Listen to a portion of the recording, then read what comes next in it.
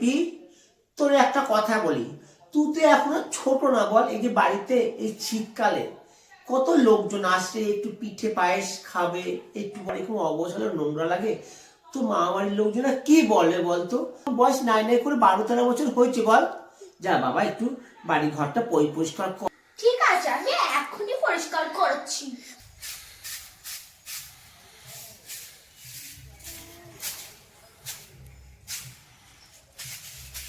বাবা, ঝাড় দিতে দিতে কোমর ব্যথা হয়ে গেল। করতেই হবে, মামারা আসবে বলে কথা। ঘেটু, ও বাবা ঘেটু, আয়, কোথায় গেলি তুই? কি ব্যাপার, আপনারা ডাকছো? তুই সারাদিন কোথায় থাকিস রে? আমাকে ডেকেছ কি জন্যে?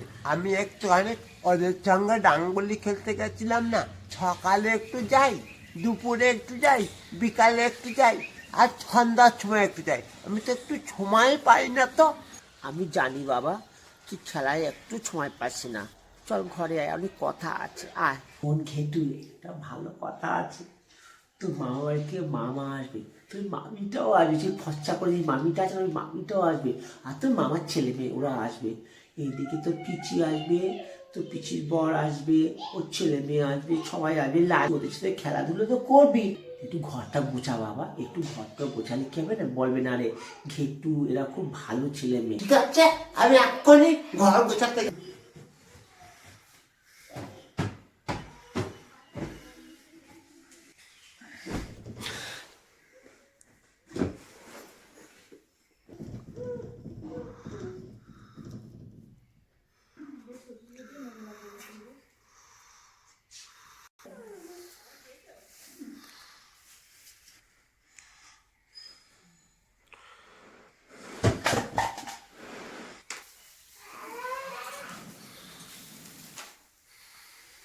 এই দেখো, এই দেখো, দেখি দেখি দেখি, এ কি 10-এর মধ্যে 0?